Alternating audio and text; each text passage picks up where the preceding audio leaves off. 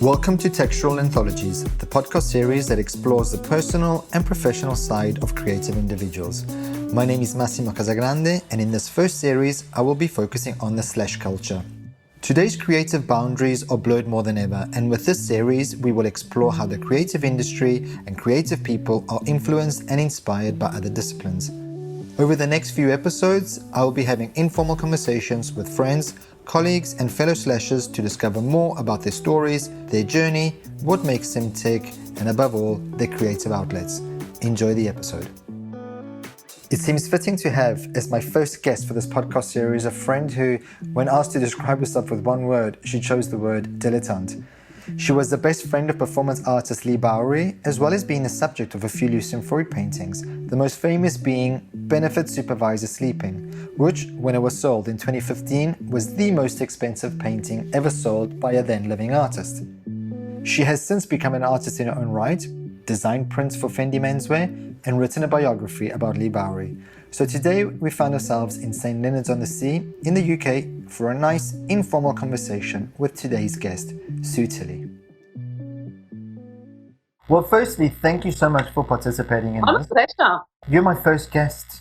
So right. Yeah. I'll practice.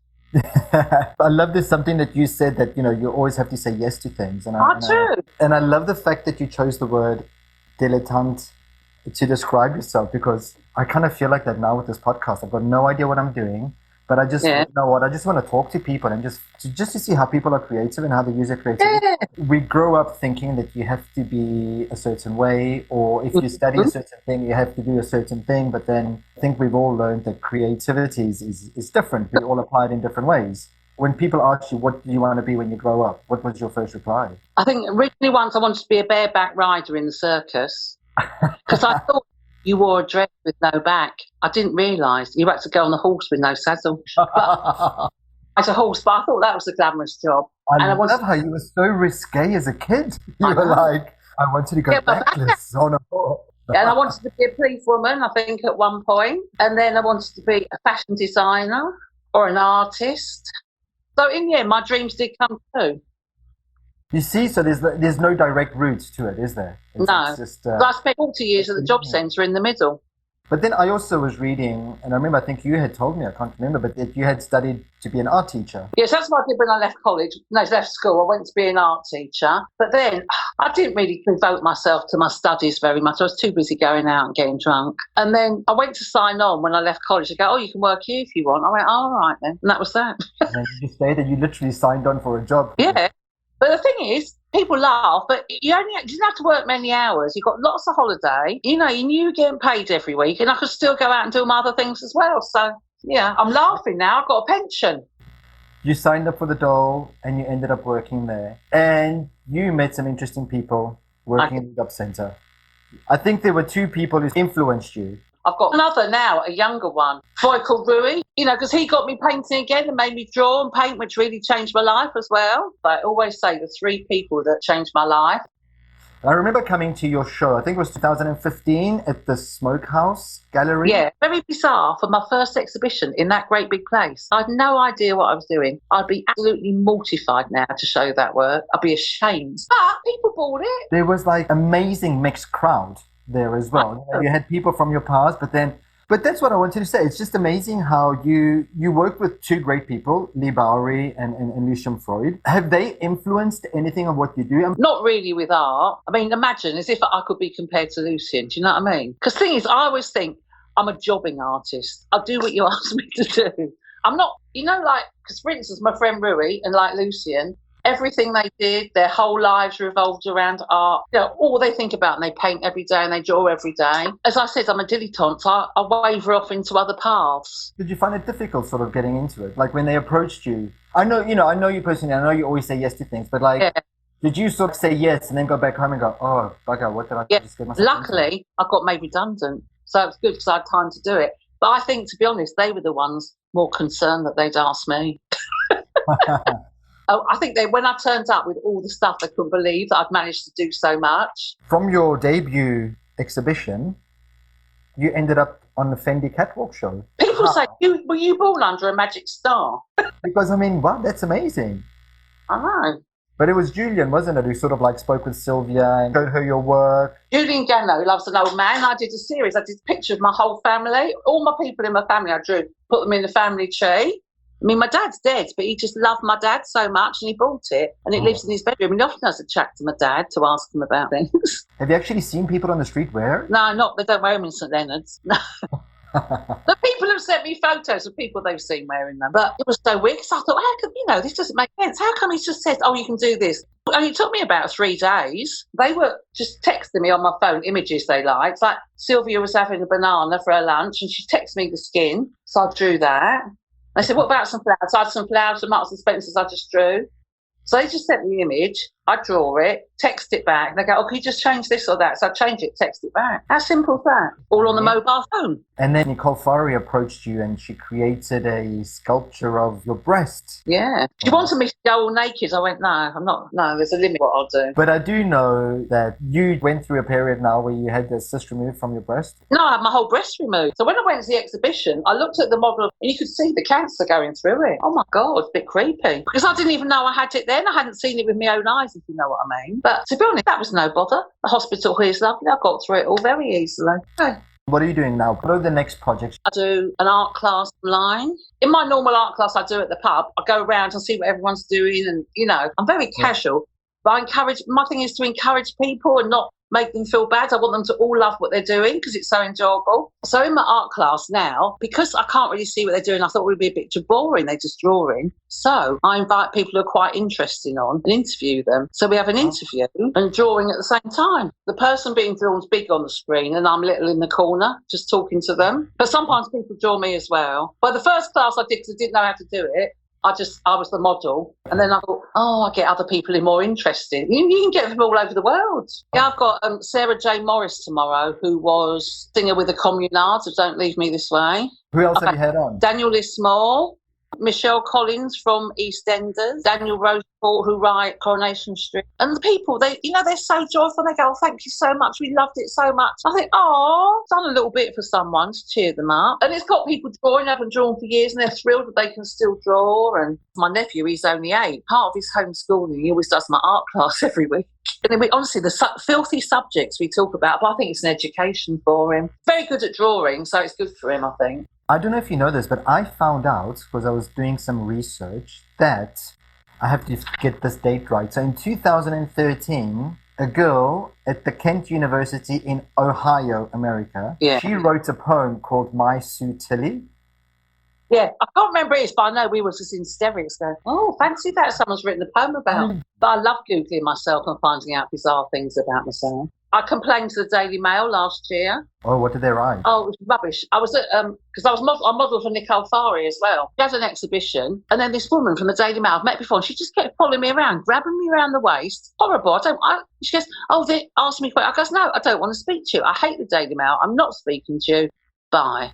Then the next in the Daily Mail, Sue Tilley said she was too beautiful for work for Lucian Freud. He made her look horrible, but Nicole Farey understands women and knows how to make her look lovely. And I was so, it's not really anything important, but it's just a lie. I'd never say that. And I have to say, the deputy editor who dealt with me was very nice, but I knew that he knew I was right. It's the principle of it. I can't bear when people lie. I've got them to give some money to charity. Taboo, Blitz, the musical was on Broadway, and your character was in the Broadway show as well. How weird is that?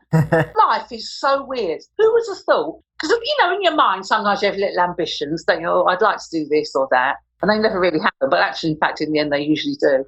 But the things that have happened to me, I wouldn't even consider that would be a thing that you could do. But imagine thinking someone would play you on Broadway. You do have an amazing life. That wow, Leigh Bowery, Lucian Freud, Broadway, Fendi. Well, Jeffrey Hinton, Princess Julia. There was an amazing crowd that you were surrounded with. Do you ever look at the scene now and kind of go, oh God, I've been there, done that? It's a cycle. The youth nowadays, they express it in a different way. But obviously, we refer to the past. For example, Charles Jeffrey. You can see he's inspired by Leigh Bowery, also the way he does his makeup. And, it's this full circle. So do you ever sort of think, kids, we've done that? I don't, because I think everyone should have their chance in life. And it must be hard to be young now because there's so much pressure on everyone. Absolutely. And so I was trying to support people because I know people who are really derogatory about young people. So I think you're being you know, when you were young, people picked on you. One tends to forget that they were actually picked on as a kid, in the sense that Exactly. an adult back then told you that you weren't good or capable of doing stuff or whatever. And we've sort of become our parents, or we've become that older generation where we think that the youth people laugh at you wearing funny clothes. I'm not going to laugh at anyone else. You know, if they want to do it, let them. And I don't want to be rude. I bring this subject up. A lot of old gays I found are very, very rude about transgender people. And it quite shocks me. You go, oh, why should we call them they? Why should we call them that? We had a terrible time when we were gay and coming out. Why should they have a good time? And I'm thinking, surely, because you've been treated bad and it was horrible for you, you should be different and positive towards people who want to be different. I mean, I didn't want to touch on that. And you would expect that generation be more supportive, because exactly what they've gone through. And like, I remember as a kid when the whole AIDS pandemic started, it wasn't easy. It wasn't easy being the news, what they would write on the papers, what they would say on the news and everything. So yes, you would expect, you know, more support nowadays. It's just really bizarre. It's really bizarre. And then you mentioned the kids have got more pressure. Yes, with social media, like you have to have this perfect life. You have to have, and I've never seen so many young people like suffering from depression, anxiety. When I was young, no one really had depression. You just got on with it. You get on with it. I used to say I was going out with the boy and they disappeared. I'd ring them once, that was that, and probably never see them again if they weren't a friend of my friends. But nowadays you can follow them on Facebook, stalk them here, stalk them there. Exactly. It's not good. I'm behind the times, aren't I? I've got too much doing at the moment. I can't cope with anything else I've got to keep my eye on, because I just have to advertise all the things I do and everything. I think people must be sick of the sight of me. We're an old bird of my age, living in the seaside. Was that a big change, moving from London to St Leonard? No idea to move. Looked on Rightmove at all the flats. I went, oh my God, the flats I always want are here. And so the next day I put my flat in London on the market, and that was that. It took about 6 months for it all to sell my flat and to get the flat ready that I was moving into. And I got my flat all done up, because I sold my flat in London. It was a tiny, weeny flat. And this one's like 3 times the size, 100 times more beautiful. I've got a garden and I had money left. I paid off my mortgage. I had money left to do it all up.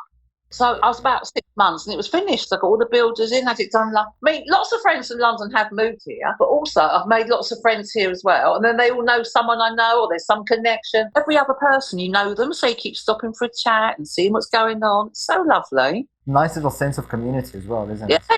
You know what? I always used to hate the word community. I thought, I don't want to be part of community. But living here, I really am. And I think, oh, isn't it lovely? The way everyone knows everyone and knows everyone's business. And, the gossip goes around like wildfire. Oh, the drama around here is non-stop.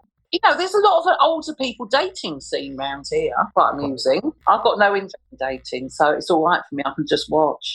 One of my little games is I love when new people move here, I like to introduce them and make all new friends. What would you say if you sort of bumped into a teenage version of yourself? What would you say? What advice would you give? The same. Just go out, get drunk, meet great people. I don't know, because everything I wanted to do has happened to me when I'm quite old. Because if I was young and it happened to me, I'd probably go mental, showing off galore and being mad. But now I just go, oh yeah, designed for Fendi. Oh yeah, I was a bit like that. And I had a lovely life. I went out, I had fun with lots of friends. So really, I just lived my life. And I don't think it's good to regret things. Maybe if I'd been a mass murderer, I might regret that. I wasn't. I like to live my life to luck.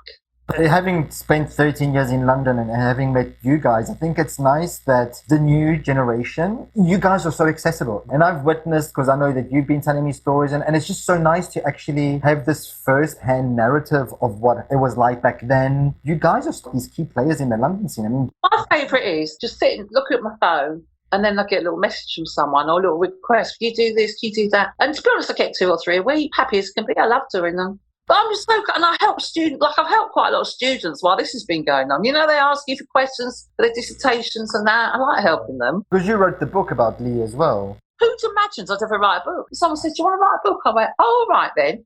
And then it was a cult classic.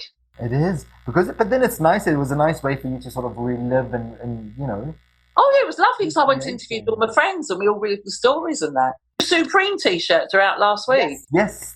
Sold in one day, sold out. Wow. It's amazing that he's still this prominent figure. Like, you look at creatives nowadays, it's like, who is the next Leigh Bowery?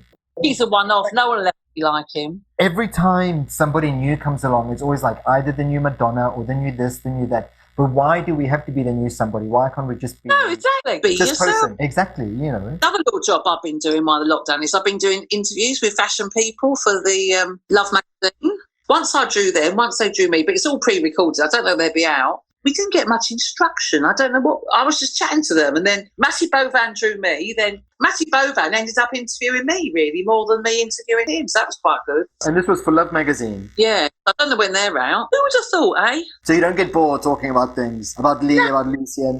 Well, sometimes I do churn out the same old stories. But to be honest, now I've got older, people more ask me about me rather than ask me about Leigh and Lucian, because I've kind of done things myself now. I love the way things just crop up all the time. I'm dotted about in many a field. In life, really, I never had any ambition. So all the things I've done have just happened to me. It's not like I want to be like, people ask me to do it. I go, oh, all right then, and it all works out. But also, I think there's something, you have a very special energy, I think. That's the main trouble with me. I'm ever so lazy. Do things quick because I'm lazy, so I like a lot of time to lie around, watch the telly. Painting process, like your creativity, you influenced by everything, or is there something in particular? I'm self-obsessed, aren't I? No, see, when I had my exhibition, I thought, well, I better give myself a theme. So otherwise I don't know what I'll be doing. So I suppose I've worked on projects at work and I know how to, you have to have what you're going to do. So exactly. I thought, I have 3 subjects. Me and Rui, so I have the pictures already, my family, and then things I love. And so that's why I started doing objects. Because despite being a bit peculiar, I'm very normal as well. And I like, I just like funny things. And I love talking about banal and inane and what I'm having for my tea. It's one of my favourite subjects. And so that's why I did that. But then I got commissioned this week just for someone else to draw. For a present, they wanted me to draw her favourite things for her. Art is something that you have to do the whole time. So, like, do you continuously practice? Do you continually sketch? Or do you have, like, No. A lot of my pictures are not at all perfect. You wouldn't go, oh, she's the best drawer in the world. In my mind, they reflect what's going through my head at the moment in time. And quite often there's, like, mistakes on them. Like, sometimes I've traced them, but I leave that in so you can see the story of how the picture evolved. The imperfection, I think, is what makes something nice. But also, like, with people, like, if someone's completely perfect, I don't know. I always find someone's interesting if they maybe have a chipped tooth or a little scar or something. It just means the person's lived, that there's kind of like, there's layers to that person, and, instead of just seeming like 100% perfect. Like someone who's like immaculate head to toe, can't bear. Yeah, down here, if you see someone in suits because they're an estate agent, everyone here's charity shops and vintage, so lots of people wear old clothes and all got a little look and a style, very quirky and scruffy, which I like. And in quarantine, were you by yourself or did you have family staying with you? No, I was by myself. Nothing I love more. I love being on my own. Got a very short wig and people get on my wig. So if anyone was here, they'd probably be driving me mad. But luckily, because I've got a garden, I know they weren't meant to come into my garden, but they did. Or stood over the fence and chatted to me. I've yet to meet someone who didn't enjoy themselves. Everyone I know's loved it. But, it's amazing technology. Oh, my God, can you imagine if this happened in the 80s, Sue? Exactly. But the thing is, we wouldn't have known about this, would we? We wouldn't have known that.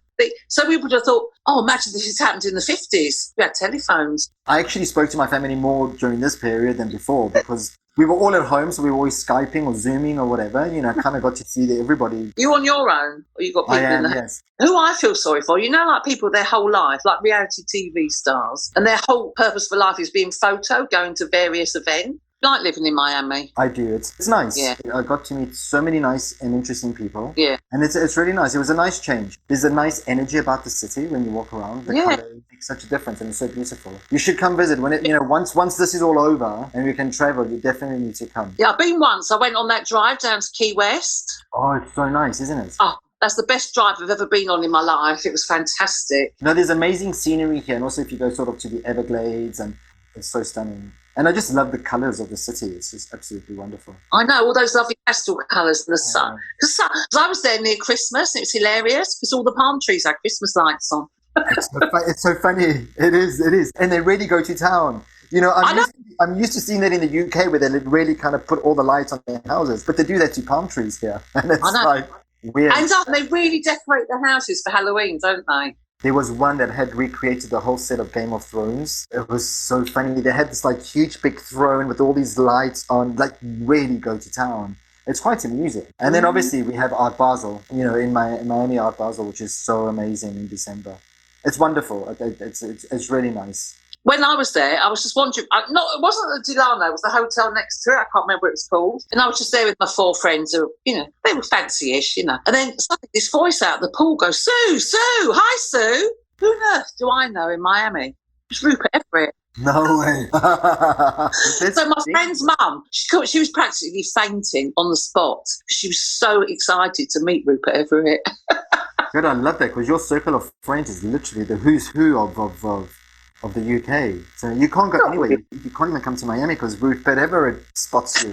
I know. It's so weird. The other day, I was in Norman Road, sitting outside Wayne's boyfriend's shop, and this bloke said, Sue Tilley, Sue Tilley, Sue Tilley. I had no idea who it was. But does that make it weird for you that like everybody knows who you are and you've got these strangers? Because obviously I know, especially a couple of years ago when they resold the painting, which became most expensive, like you were on all the newspapers. Yeah, but I'm not like a show-offy. I'm not like a celebrity or anything. I just, if I get too much attention, I go mental. But a couple of times in my life, I've been really slightly overwhelmed and I hated it. So I don't understand all these people, phone up newspapers and paparazzi to follow them around all the time. Their life must be hideous. When it all started, was it a bit weird in the beginning where people just started calling you up? You have a particular energy because each artist has had a muse and a sit and stuff like that. But you really sort of... I know. Yeah, because when that picture, the day I found out that picture sold, there's just like a whole shift in your life. That day my life changed. So I came in the job centre. I'm going, what are you on about? What do you mean this painting's going to sell? How do you know? No, I didn't understand then. The art world was a very corrupt place and everyone knows what's going on. It's all about money. It's not about art. Oh, it was weird. Didn't really like it. I was like, couldn't sleep. I was like, because I was just left on my own. They didn't Chris's didn't give anyone to help me or anything. Like to sort of all these people, I'm good. If something's bad, I won't do it. Like, the Mail magazine were trying to make me pose on a chair like Christine Keeler, that kind of thing. To be honest, I'm quite thrilled that everything I've done, besides me being an idiot, is kind of quite classy. That's only by luck. I'm not really embarrassed by anything, if you know what I mean, and I really only talk to fancy posh newspapers as well. You're selective. It's good. You have to be. My mum's got Alzheimer's. She can't remember much. Every day I speak to her on the phone. So, she's every day. Susan, where did you come from? Me and your dad, we weren't arty. How are you like you are? Bless her. She came to every sort of event. She was always there. Did you have to edit some of the stories you told? She's got Alzheimer's now, so you can say anything. She won't remember for 2 minutes later. She's happy. She's not one of those ones who runs away or gets aggressive or anything. She literally can't remember anything except the olden days, the war. And everything's lovely. Everything's lovely and marvellous. So it could be worse. Well, Sue, thank you so much. And I love the fact that you said, there's no time limit on your dreams, that what you wanted to be as a kid, you can still get to do it. And I think you're living proof that, you achieve, besides going bareback on a horse. But I mean, Yeah. I love it. Bye, Sue. Bye. Thank you for tuning in, and I really hope you enjoyed the conversation we had today with Sue Tilley. I look forward to inviting you next week to our next episode, so stay tuned, stay safe, and speak soon. Bye.